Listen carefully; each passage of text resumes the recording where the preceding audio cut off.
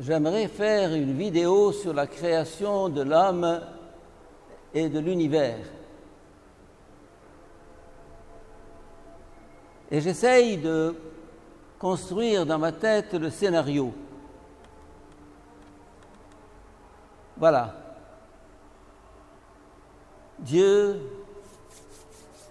a fait un magnifique jardin, des bananiers, des dattiers, des goyaviers, des échetatiers, tout ce que vous voulez, extraordinaire. Et il a fait les lions, et les tigres, et les gazelles, et les girafes. Vraiment, c'est ce qu'on appelle le paradis terrestre. On ne peut pas rêver mieux. Et puis, il a fait l'homme. Il lui a dit, tu sais, je t'ai préparé un jardin extraordinaire. Tu seras vraiment le plus heureux des hommes. Tout ça est à toi. Tu peux nommer les animaux, et nommer les animaux, ça veut dire les posséder. Alors, il passe. Toi, tu t'appelleras lion, toi, tu t'appelleras tigre, toi, tu t'appelleras girafe, toi, tu t'appelleras bananier, etc. Et Dieu est content. Il dit à l'homme, tu es content? Il ne répond pas. Il dit, tu es content? Non.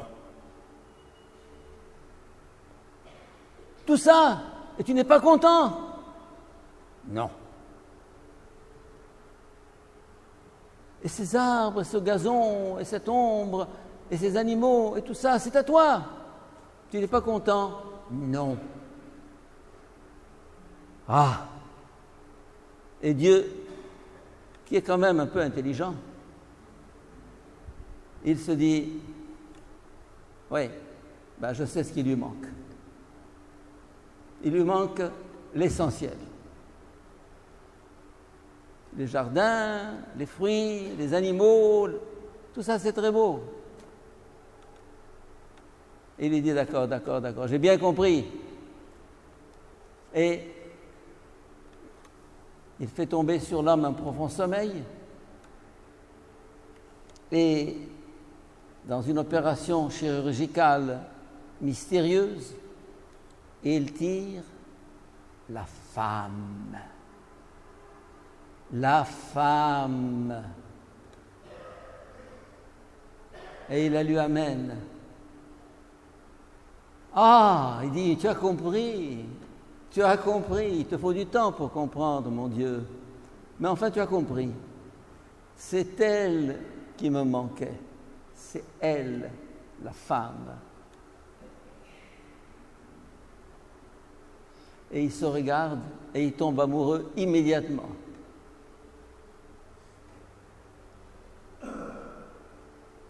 En hébreu, la femme, c'est Isha. Et en hébreu, l'homme, c'est Ish. Ish et Isha. Elle a été appelée Isha parce qu'elle a été tirée de qui? De Ish. Et en arabe, nous disons Fasumiyat imra'a li'annaha min al-mar'a ukhizat mar imra'a. En français, nous n'avons pas ce jeu de mots. Hommes et femmes, aucun rapport. En anglais, un petit peu, man, woman, bon, plus ou moins. Ça veut dire que l'homme et la femme sont originairement un. Un. C'est la même chair. C'est la même chair. Et c'est pour ça que lorsque l'homme regarda Isha, il lui dit, ah, tu es vraiment la chair de ma chair et l'os de mes os. Et c'est pourquoi on t'appellera Isha, parce que tu as été tiré de Ish. Évidemment, c'est une histoire symbolique, mais qui a une portée existentielle extraordinaire. C'est une histoire vraie, existentiellement vraie. Comme tous les mythes, eh bien, elle exprime une vérité éternelle, pas historique, mais éternelle. Et historique en ce sens que elle se répète toutes les fois qu'un garçon regarde une fille avec des yeux attendris et langoureux. Ce matin, j'étais sur la corniche et j'ai vu au moins 2 couples et ils étaient évidemment avec le voile, mais ça ne les empêchait pas de fricoter ensemble. Ben oui, c'est normal. C'est normal. Pourquoi? Pourquoi est-ce qu'on a envie de se coller à l'autre? Parce que c'est ma chair, c'est un parti de moi, c'est un morceau de moi. La femme est un morceau de l'homme. Vous allez me dire, et l'homme n'est pas un morceau de la femme? C'est injuste. L'homme est l'origine de la femme. La femme est tirée de l'homme. Pourquoi cette injustice? Soyez tranquille, Dieu a bien fait les choses. Chacun à sa naissance, il est tiré de qui? Ben de la femme. Donc, il y a équilibre. La femme tirée de l'homme, l'homme tiré de la femme. C'est tout ce qu'il y a derrière ce qu'on appelle l'attraction sexuelle. La sexualité n'est pas un domaine particulier de l'être humain, une fonction spécifique qu'on appelle la génitalité. La génitalité n'est qu'un aspect de la sexualité. La sexualité est une dimension de la personne, une dimension de la personne, une dimension de l'être humain. Nous sommes des êtres sexués.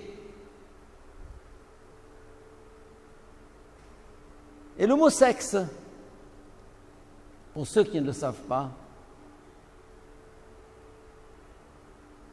vient du mot latin secare. Secare, ça veut dire séparer. D'où le mot section, section. Une section, c'est un morceau de. D'où les mots ciseaux. Ciseaux, c'est séparer, c'est couper. Secte, section, ciseaux. Tout ça, ça vient du mot secare. Nous sommes des moitiés d'êtres humains. Vous allez me dire, moi je suis une moitié d'être humain? Ben oui, c'est comme ça. Parce que je suis un homme. Et la femme, c'est une autre moitié. Donc je ne suis pas un être complet, non. Et la femme non plus. Et l'attrait sexuel s'explique par ce besoin de devenir un, de se compléter, de s'achever. Ces 2 jeunes qui se collaient l'un à l'autre ce matin sur la corniche, c'était ça. Tu es une partie de moi-même. J'ai besoin de toi pour m'achever. J'ai besoin de toi pour me compléter. J'ai besoin de toi pour être intègre et intégral. L'amour n'est pas un accident dans la vie de l'être humain. La sexualité n'est pas un petit ornement. C'est viscéral, c'est fondamental. Nous sommes des êtres sexués parce que nous sommes appelés à nous achever l'un dans l'autre. Et il m'est arrivé de réfléchir à la morphologie de l'être humain. La morphologie, ça veut dire son aspect extérieur. Voyez, j'ai des yeux, ils voient devant. Une bouche, c'est devant. Nez, c'est devant. Les oreilles, c'est devant. Et derrière. Et l'autre, il a des yeux et une bouche et des oreilles pour faire ensemble une unité. Nous sommes comme coupés. Moi, je suis, voilà, coupé. Je suis une moitié. Et l'autre moitié, c'est la femme.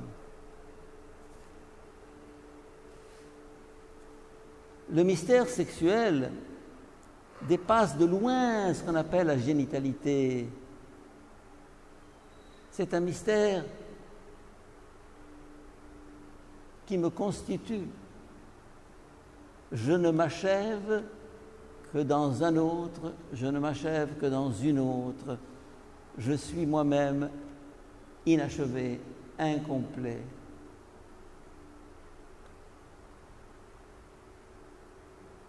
D'où la force de la pulsion sexuelle. La force de la pulsion sexuelle. Il y a deux pulsions vitales pour l'homme. C'est l'instinct de conservation, manger, boire, respirer,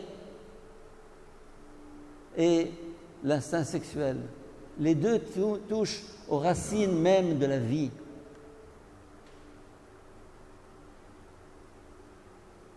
Mais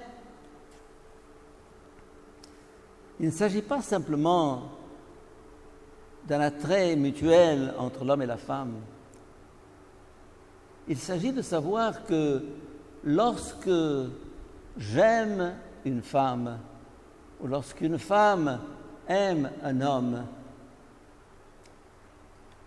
et que par cette union, ils ne font plus qu'un, il y a là une unité insécable, indissoluble, infrangible. C'est un, ils sont plus deux. Parce que la relation sexuelle n'est pas comme une simple relation ordinaire, se donner la main. On peut se donner la main, mais ça n'engage pas. Se donner la main n'engage pas. Mais se donner le corps, se donner son corps engage.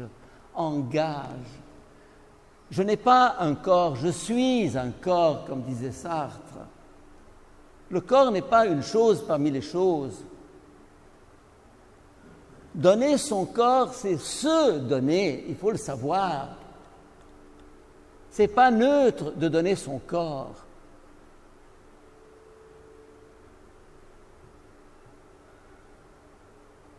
On ne joue pas avec le corps comme on ne joue pas avec l'amour. C'est sérieux. Ce domaine de l'amour et de la sexualité, c'est sérieux.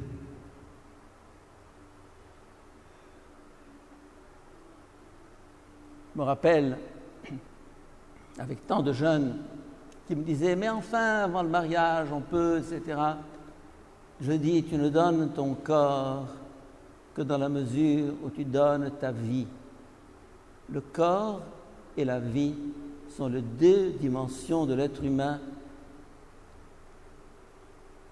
La dimension verticale, la dimension horizontale. On ne donne son corps, on ne livre son corps que lorsqu'on donne sa vie, que lorsqu'on s'engage à vie. D'où le sens de l'évangile d'aujourd'hui.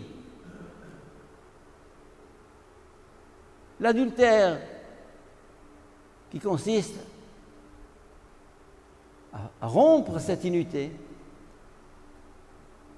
n'est pas une faute contre l'évangile ou contre la loi ou contre un commandement. C'est une faute contre l'amour. Vous êtes un. Vous êtes un. Pour le meilleur et pour le pire. For better and for worse. Le sarra ou le darra. C'est comme ça. D'où cette fidélité requise des époux qui font que, en aimant, tu t'engages. Cette union physique, cette rencontre charnelle engage. Tu ne peux pas tricher. Si tu donnes ton corps, tu te donnes et tu donnes ta vie. Voilà les deux dimensions de l'être humain, mon corps et ma vie. Et l'être humain, c'est quoi? Eh bien, c'est l'intersection des deux, c'est les deux. Je ne prête pas mon corps, je ne peux pas prêter mon corps. Une prostituée prête son corps, oui, c'est son travail. Elle le fait d'ailleurs malgré elle. Mais c'est pour dire, l'amour c'est sérieux. L'amour touche aux racines de l'existence. Et c'est pourquoi lorsque Jésus dit non, non à l'adultère, non au divorce, Ça signifie, ce n'est pas une loi inventée, c'est une loi qui s'enracine dans la réalité de l'être humain, dans sa constitution. Je ne vais pas entrer maintenant dans les questions de problèmes de mariage, de divorce, de séparation. C'est un problème compliqué qui ne met pas en question la réalité de ce que je viens de dire, mais qui montre qu'il y a peut-être quelquefois des situations qui requièrent une espèce de tolérance. Mais je ne veux pas entrer là-dedans, ça nous mènerait trop loin. Je voudrais quand même insister sur ce caractère sacré de l'amour. Il est sacré parce que dans l'amour, l'homme et la femme, en s'exprimant leur tendresse, expriment le mystère même de la tendresse de Dieu, qui se révèle dans les gestes, dans la rencontre entre l'homme et la femme. Et l'amour est sacré pour une deuxième raison, c'est que de cette union naît la vie, l'enfant, les enfants, la famille. Et dès que une fracture se fait dans la relation entre l'homme et la femme, c'est l'enfant qui est la victime, la grande victime. Tu ne peux pas tricher avec l'amour. Tu t'es engagé, c'est sérieux.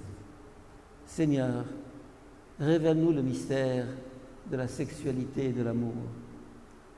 Révèle-nous le mystère de la fidélité, qui est le mystère de ton alliance avec l'homme, qui est pour nous le modèle et la référence ultime de l'amour. Amen.